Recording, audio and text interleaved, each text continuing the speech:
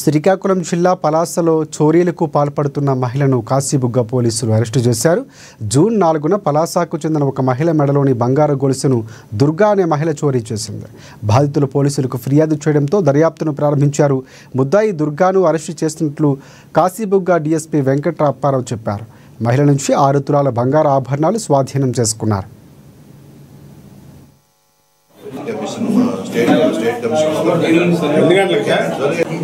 Anandapuram Visakhapatnam district చెందిన వ్యక్తి habitual offender.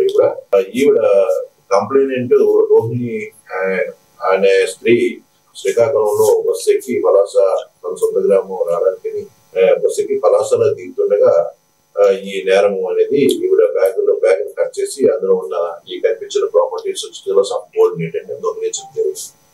ఈ విధంగా బస్సు ఏంటంటే తను ఈ దుర్గా అనే స్త్రీ ఏంటంటే టెక్నో బస్సు ఎక్కి అబ్జర్వ్ చేసి ఈ రోహిణి యొక్క బ్యాగ్ లో ప్రాపర్టీస్ ప్రాపర్టీ కూడా మనకు అప్పగించడం జరిగింది. గతంలో